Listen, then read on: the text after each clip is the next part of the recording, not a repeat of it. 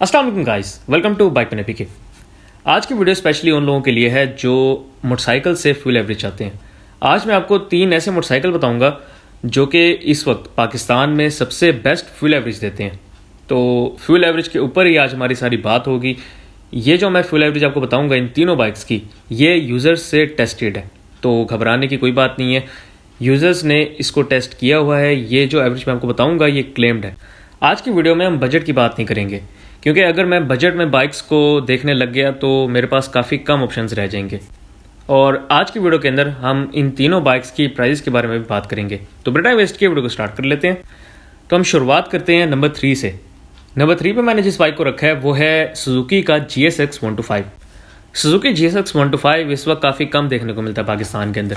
उसकी रीज़न भी यही है कि पाकिस्तान में ये बाइक रिसेंटली लॉन्च हुआ है और कुछ लोगों को पसंद आया है, बहुत से लोगों को पसंद नहीं आया। लोगों को पसंद ना आने की रीज़न, जो मेन रीज़न है वो इसकी प्राइस है। इस बाइक की जो इस वक्त पाकिस्तान में प्राइस चल रही है वो है 4,88,000 रुपये, 4,88,000 रुपीज़ इस बाइक की इस वक्त पाकिस्तान में लेटेस्ट प्राइस चल रही है। प्राइस के हिसाब से आप भी कहते होंगे कि यार क्या है इस बाइक में ऐसा कि 4,88,000 रुपये हम इस बाइक के लिए भरें। बहरहाल इस बाइक की प्राइस की बात तो हो गई। अब बात करते हैं इसकी फ्यूल एवरेज की। तो ये बाइक कंपनी क्लेम जो फ्यूल एवरेज देता है वो है 40 से 45 किलोमीटर पर लीटर, 40 से 45 किलोमीटर पर लीटर तक इस बाइक की फ्यूल एवरेज क्लेम्ड है बाइक कंपनी।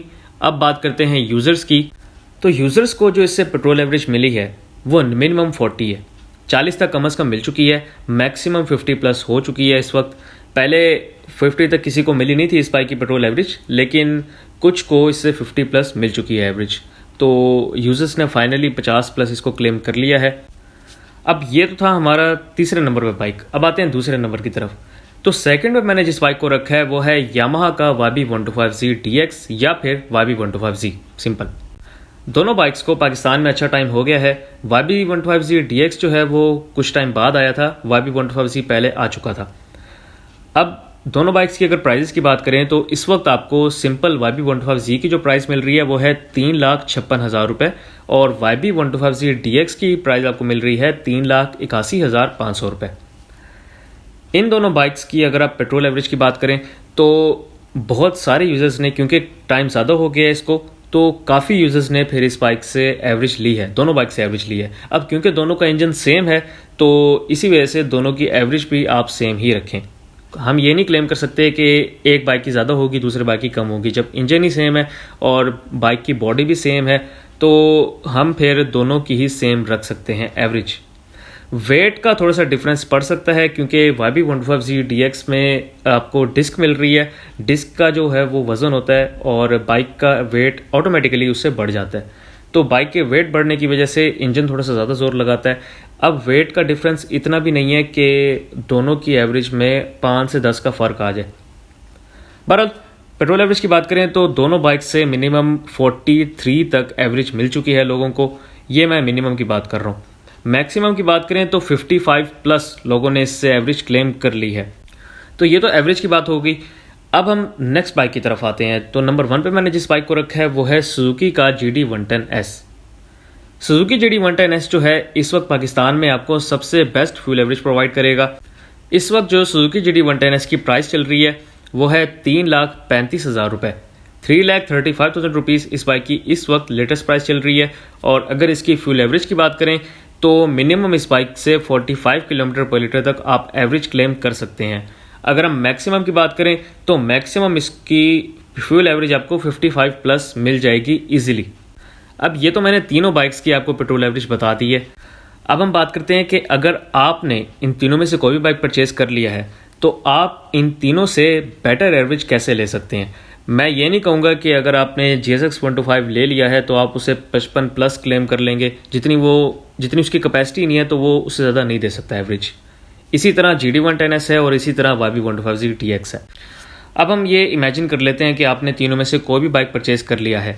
अब आपने अगर यूज़ बाइक परचेज़ किया है तो उसकी थोड़ा सा डिफरेंट तरीका है, अगर आपने न्यू बाइक परचेज़ किया है तो उसका थोड़ा सा डिफरेंट तरीका है। सबसे पहले न्यू की बात करते हैं।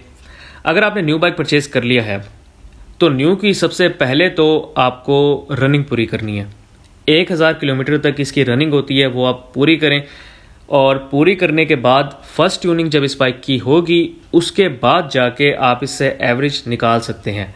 कभी भी आपको कोई भी बाइक हो, आपने नया परचेज़ किया है और अगर आप फ़ौरन ही एवरेज टेस्ट करने लग जाएं तो आपको एवरेज जो है कभी अच्छी मिलेगी कभी बुरे मिलेगी। तो स्टिल आपको एवरेज नहीं मिल सकती जब तक आपके बाइक की पहली ट्यूनिंग नहीं होती। अब आपके बाइक की पहली ट्यूनिंग हो गई है तो अब आपने इसको चलाना किस तरह है। अगर आपके पास तीनों में से कोई भी बाइक है तो एवरेज आपको 40, 45, 50 इसके दरमियान अगर चाहिए आपको, तो आपको अपने बाइक की जो स्पीड है वो 60 से 65, 60 से 70 ऐसे आपने स्पीड रखनी है इस बाइक की, इन तीनों में से किसी भी बाइक की। GD110S की थोड़ी सी कम स्पीड रखनी पड़ेगी क्योंकि GD110S का इंजन छोटा है, RPM ज़्यादा बढ़ जाएगा, रेस ज़्यादा होगी, तो उस हिसाब से अगर आप बाइक की स्पीड को 60 तक भी मेंटेन करेंगे तब भी कोई इशू नहीं है। 60 की स्पीड बहुत है GD110S के लिए, लेकिन आप 125cc के अंदर स्पीड को ज़्यादा कर सकते हैं। इसके अलावा बाइक को आपने प्रॉपरली मेंटेन रखना है। मेंटेनेंस में कोई कॉम्प्रोमाइज़ नहीं होना चाहिए। जैसे कि बाइक की टाइमली ट्यूनिंग हो गई, ट्यूनिंग भी आपने किसी अच्छे बंदे से करानी है।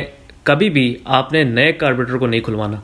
जब भी आप एक नया बाइक परचेज़ करते हैं तो उसके कार्बोरेटर को, आजकल की जिस तरह की टेक्नोलॉजी है, तो कार्बोरेटर को खुलने की ज़रूरत नहीं होती जब तक उसके अंदर कोई कचरा ना हो या फिर किसी भी रीज़न के तहत वो सही तरह वर्क ना कर रहा हो, तब जाके कार्बोरेटर खुलता है, उससे पहले नहीं खुलता। आजकल के जो बाइक्स हैं इनके कार्बोरेटर को खुलने की 8-10 हज़ार किलोमीटर तक ज़रूरत नहीं पड़ती, कुछ को तो उससे ज़्यादा तक नहीं पड़ती। कुछ बाइक्स जो हैं उनके कार्बोरेटर पहले खुल जाते हैं। वो भी रीज़न यही होती है कि गंदा पेट्रोल या कचरे वाला पेट्रोल जो है वो जा रहा होता है बार बार कार्बोरेटर से, तो कार्बोरेटर में जो है वो कार्बन जम जाता है और मैल जो है वो उसमें रह जाती है। बहरहाल कार्बोरेटर आपने नहीं खुलवाना नए मोटरसाइकिल का। ओरिजिनल सेटिंग पे जब तक रहेगा बाइक तब तक आपको सबसे बेस्ट फ्यूल एवरेज देगा। सिर्फ आप ये दो चीज़ें मेंटेन कर लें, आपका बाइक आपको अच्छी से अच्छी एवरेज देगा। अगर मैं अपनी बात करूं तो मेरे पास CB150F है और मैंने उससे 35 से 37 तक एवरेज अचीव की है। उसकी रीज़न भी यही है कि मैं बाइक को 60 से 80, कभी कभी 100 पे ले गए, मतलब बाइक को स्लो नहीं चलाना, हाई RPMs पे रखना है। तो इसी वजह से जो मुझे एवरेज है वो 35 से 37 मिली है।